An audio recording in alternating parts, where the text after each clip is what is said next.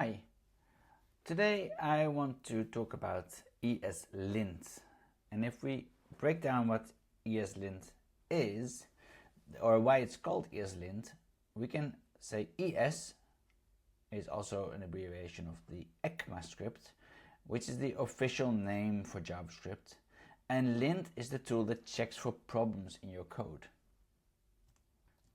If we just have a quick look at the ECMAScript here,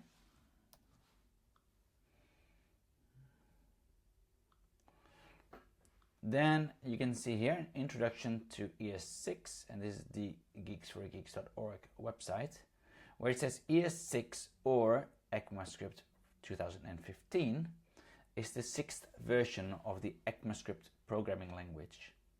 ECMAScript is the standardization of JavaScript, which was released in 2015 and subsequently renamed as ECMAScript 2015. And before that, they did not have ES6, but ES6 came, of course, with new features.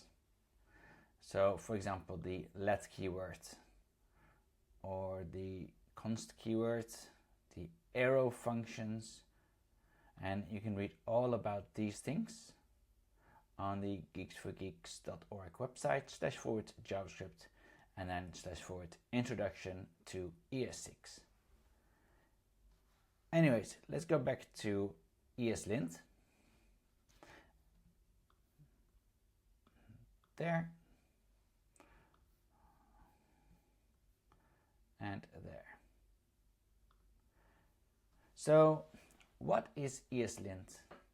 Well, as I said, linting is a tool that checks your JavaScript code and helps you write clean, consistent, and error-free code. It does that, and it does it in different ways. So, for example, number one here, it finds and fixes problems in JavaScript code. It keeps your code consistent and easy to read, so it's using style guides. It is extensible, so you can add extra tools with plugins. And it's shareable, so you can reuse your rules across projects with presets. We will look at all these things here with Visual Studio Code. So let's dive into Visual Studio Code.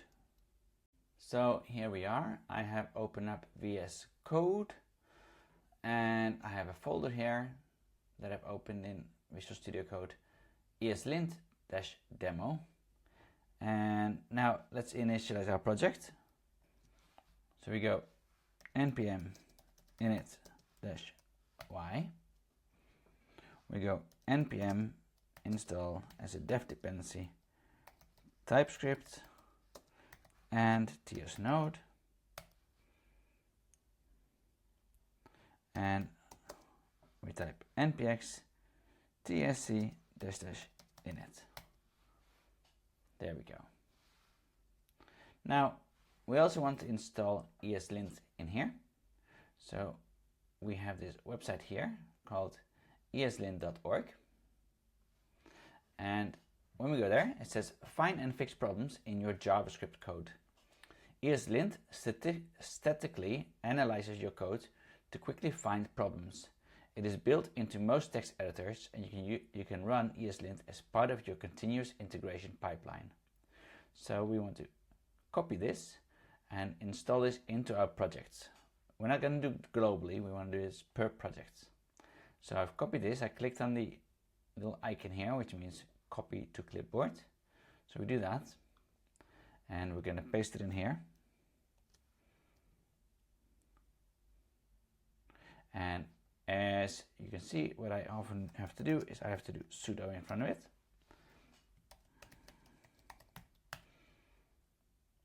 And we can choose here, what do we want to lint?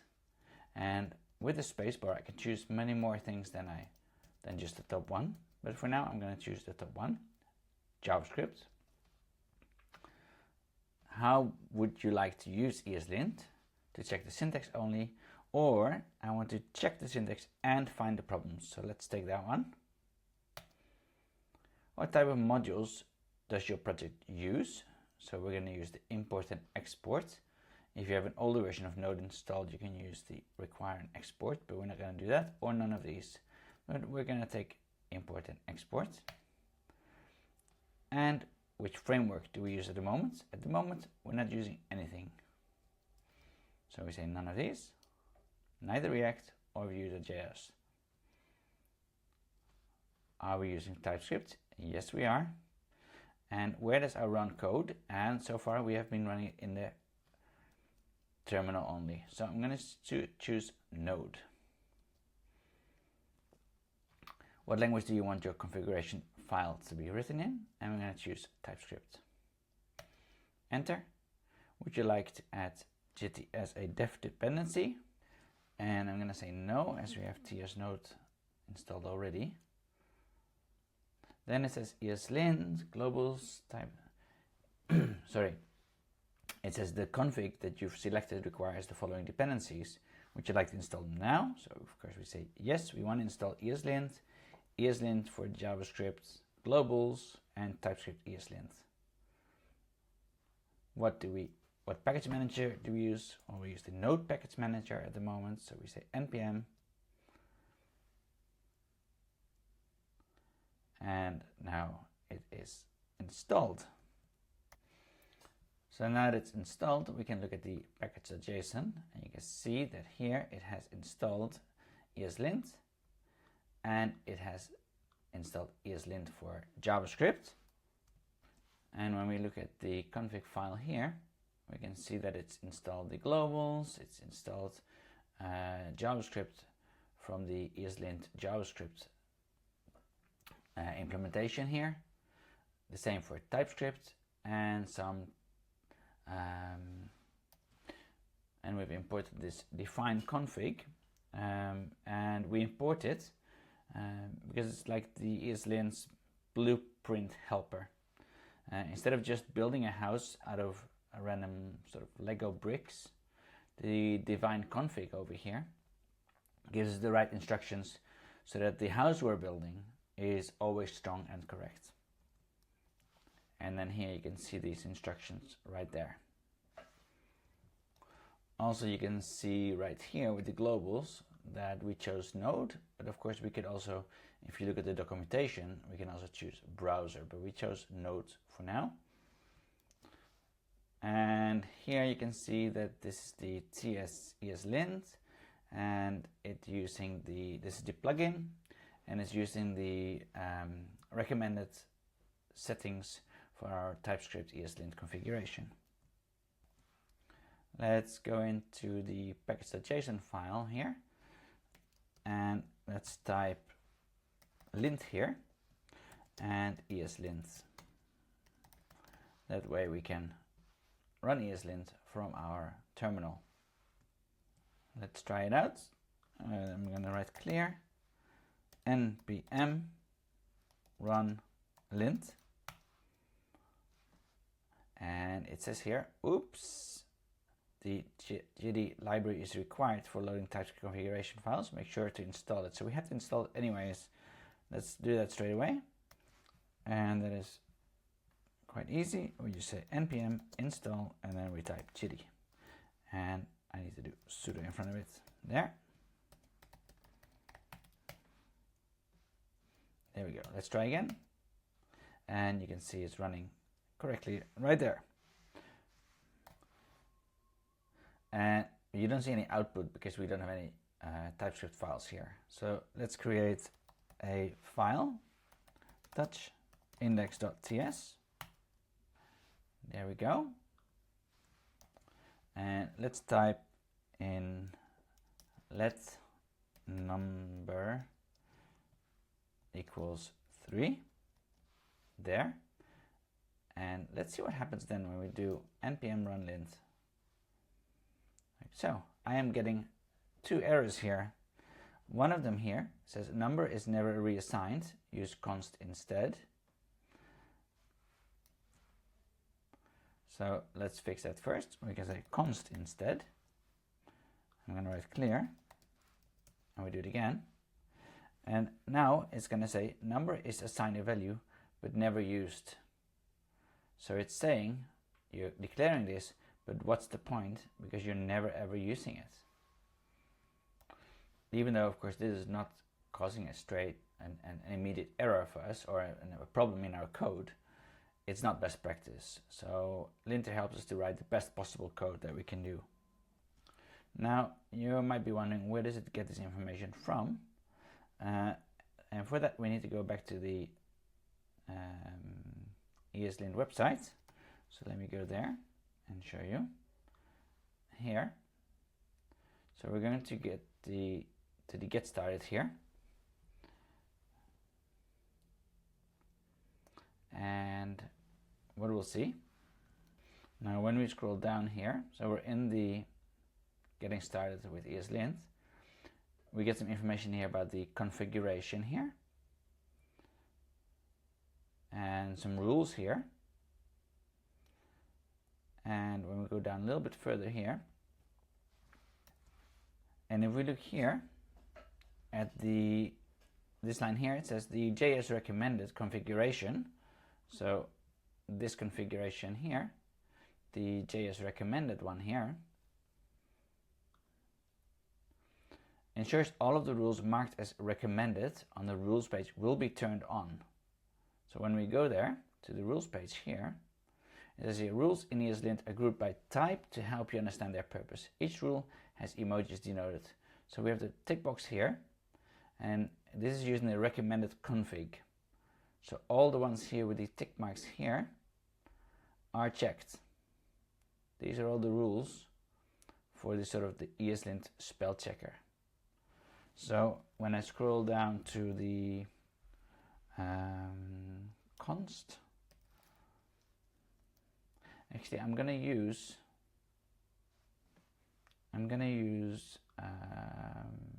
in here for now, I'm going to say let first name, and I'm gonna do Michiel instead, just because I want to show you something else. So again, it's going to give me the same sort of error here. I can use const again, yes, because it's not reassigned. So clear, there, it's reassigned, it's assigned but never used. And you say here, no unused vars, so no unused vars, that's where I'm going to look. So I'm going to type in no unused vars, and then we get here. Now let's say that we want, because right now if I do this again, we're gonna get an error, and that's gonna give us a problem when we want to compile the code. Let's say we want to change this to a warning for now, a warning. So we go back and we scroll down,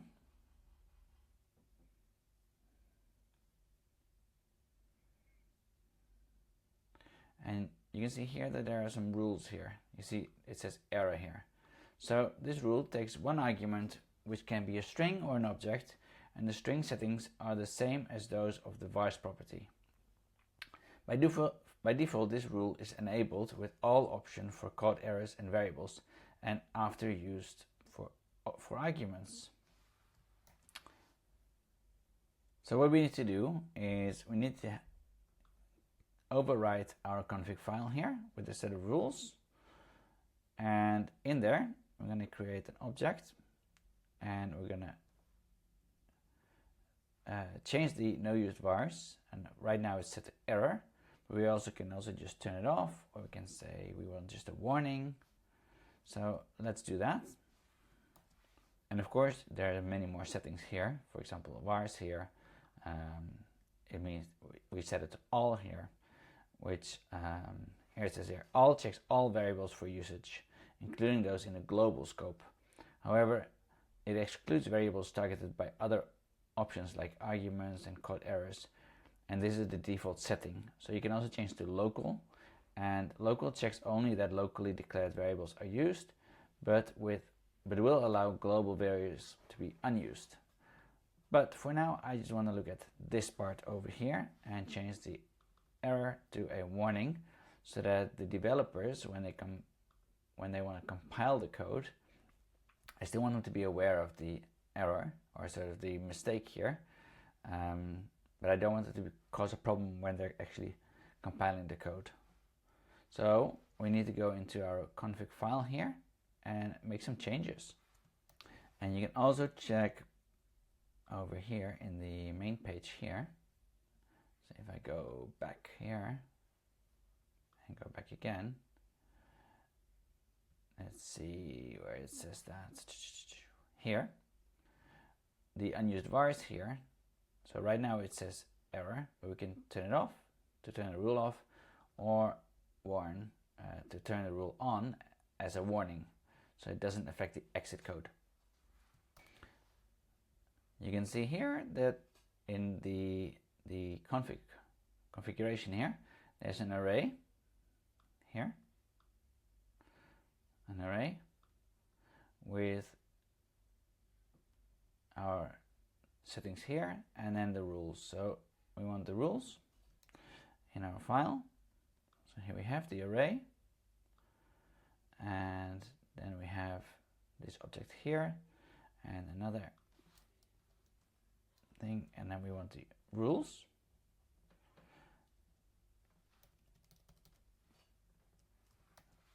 And you can see over here that this is an object here with the rules, and then another object. So object, rules, another object, and then we have to find the name of the rule. So this is the name of the rule here, and that's our keyword there. And then the value can be an array or just a string. So the array you could see in here.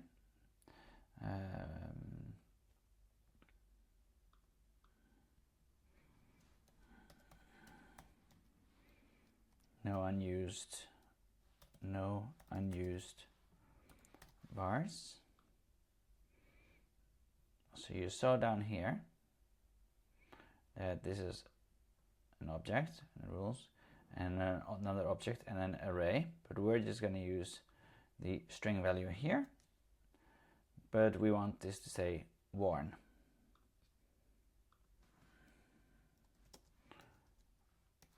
And we want it to say warn there.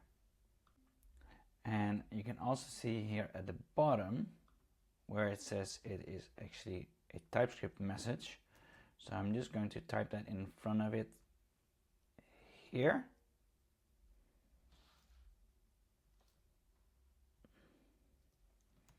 Like so.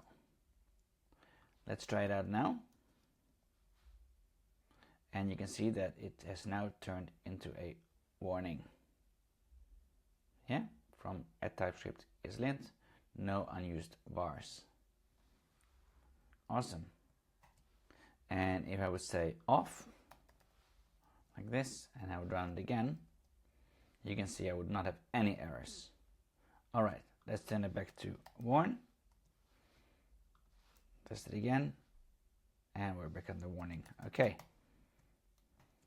And as you've been seeing here, we have this TypeScript ESlint, and there is a website there that I'm going to show you here.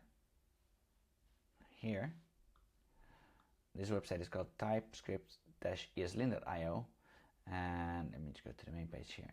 And if you click on rules, you can see here all the ones with the tick mark here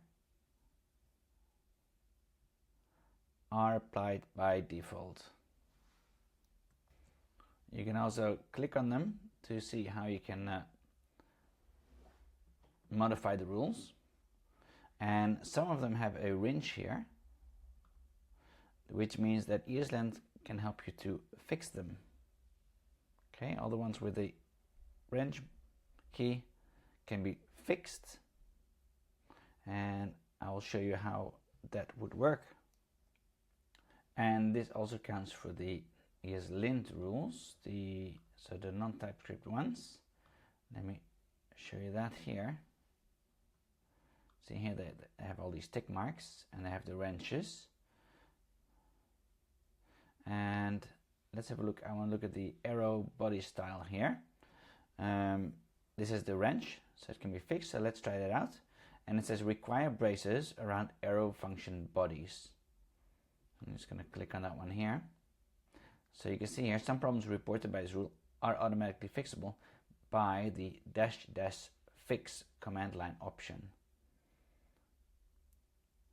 So let's type this in here. When we read something here, we can say the rule takes one or two options. The first is a string, and it can be always, as needed, or never. Always enforces braces around the function body. As needed enforces no braces where they can be omitted, which is the default, because you don't always need the braces. And never enforces no braces around the function body, and constrains around arrow functions to the rule of returning an expression. So we can write it in like this. I'm going to copy that one. And I'm also going to have a look here. So always here, an example of an incorrect code for this rule with the always option here, because right here we don't actually need the braces. An example of correct code for this rule with the always option here is where you have them. Alright, you see the braces here. And here it is as needed. Okay, let's copy this into our code. So just to visualize what we mean, we need to copy the arrow, so the rule in here, like this. So what we're actually saying is, give me an error if we're not always using the braces. So let's try that out. So let's type a hello function. And remember, we have the arrow function, but I don't want to do this now. Okay, I don't want to do that. I want to just say console.log hey. There. And now when I do npm run lint, I'm going to get one warning because it's saying your function here is assign a value but never used, which is true. But it's also saying an expected block statement surrounding the arrow body, and it's not giving me the braces here. And that's what it's complaining about. It's saying that it can potentially be fixed with the --fix option. So what I can do now is, remember I had this ESlint here, so I can do npx ESlint. Let me do that. So if I do npx ESlint, which is basically the same as npm run lint, then I can do --fix behind it. So let's do that. So npx ESlint --fix. And now that warning has disappeared. It's only giving me that warning that the error has disappeared here with those braces. It just says it's assigned a value but never used. And look what it did here. When I go in, it actually put those, it changed my code, see? It put those curly braces back. And then it's just returning me the console, hey. And I can of course change that or add it here too. So I can just say lint and then fix. And then I can say ESlint --fix. Like that. So if I do this again, I'm going to take it away. Like so. And I just do this npm run lint. Remember, it's giving me those errors here. But now if I do npm run lint fix, like I described here, it has fixed my code as it did before. Awesome. Remember, it only does that for the one with the wrenches. So here, it needs to have the wrench. It cannot do the one with the grayed out wrench. It needs to be the one that you can see, like this. All right, now one last thing here is if you go to the side here, it says table of contents, and we were in the suggestions right now. If you click on the layout and formatting, then you can see that there's only one thing here. And basically what ESlint did in the past as well is it made your code look prettier, but now it's just looking at like a spell check. So what I want to do is also have a look at making your code look prettier, and that is actually exactly what the package is called. It's called Prettier. Okay, so it has 55 million downloads a week, and we want to install this right now. So we're going to call it npm I Prettier. So we're going to paste it in there, and there we go. So you can see now it's also installed. Where is it? There, Prettier. Great. And what I also want to do here is in my VS Code, in my extensions, I want to install ESlint. There.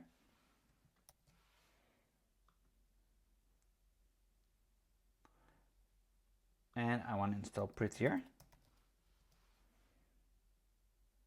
This one. And you can see I've already done that. We also want to make sure that when we save our code, that Prettier automatically formats our code. So I'm going to click on the view at the top.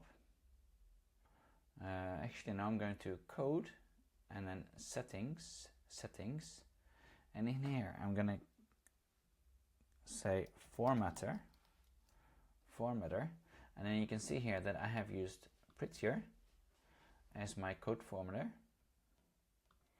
And the default formatter here, also modified elsewhere, so I've done that elsewhere, defines a default formatter which takes precedence over all other formatter settings. It must be the identifier of an extension contributing a formatter. So I've done Prettier, and it does it on save. Yeah, so make sure you have that box ticked. Format a file on save. A formatter must be available on the editor, and the editor must not be shutting down. When files autosave is set to after delay, the file will only be formatted when saved explicitly. So I also want to check the ESlint. So you can see here that it is working right there. And I also want to make sure that ESlint on the side here, when I click on the cog and I click on settings, that this box here is ticked. The one here enables ESlint as a formatter. Then I would like him to change a rule here as well. So I'm going to my ESlint config file. Then I want to go to the ESlint website, go to the documentation here, and go to the rules.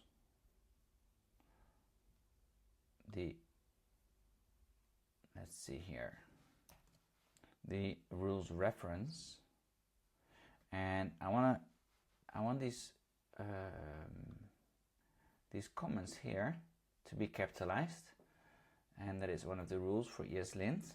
So I'm gonna search for comments, and I want to go to the capitalized comments here. I will scroll down and go down to this here, where I want it to give me an error if it's not capitalized.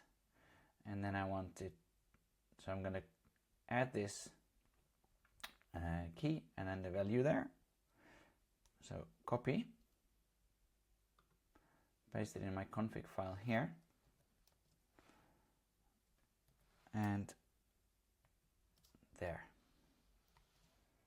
Now you see, if I just undo it, you see that it says one error here, and now when I paste it in and save it, it shows 2 errors, and it's showing me here now that the comment should not begin with a lowercase. And when I capitalize it, that error goes away. You can also see here that if I do single quotes and I save it, it turns it back into double quotes. And that's what Prettier does. Now, the next step is that we want them to work nicely together. And for that, we need to install as a dev dependency, so capital D, ESlint plugin Prettier, because we wanted to sort of help us on save. And another one, ESlint config Prettier. Enter.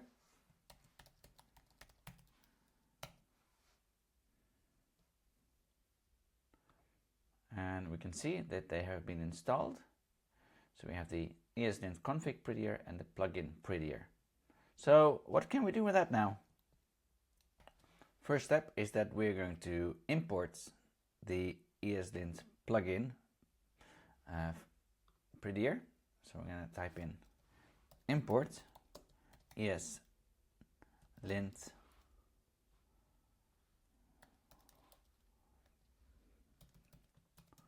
plugin Prettier from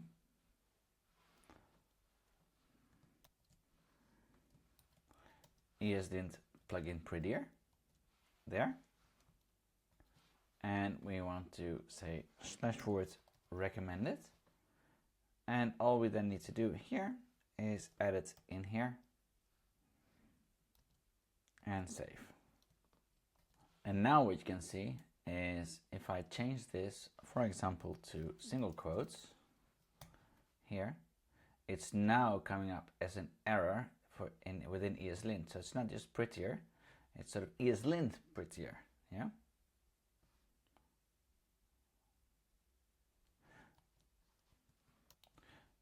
Now we also want, let's see here, if I say this here, when I save, we want this to be capitalized as well, and it's not doing that at the moment. It's doing this from Prettier. This is coming in from Prettier, but this is still coming in from ESlint, and it's not fixing it for me on save. Only this one is. So we still need to fix that. To be able to do that, we need to work with a file called .vscode, and we're not seeing it here, and we can double check. And it's not even hidden either. You see these .git is not showing, but we have it. But right here, we are not seeing it, so we don't have that file just yet. So now we're manually going to make that folder, not file, called .vscode there.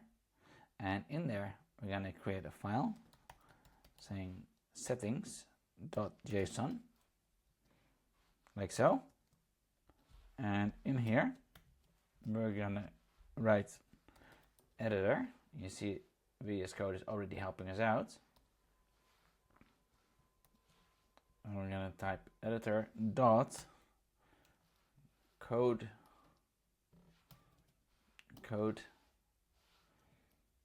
actions on save.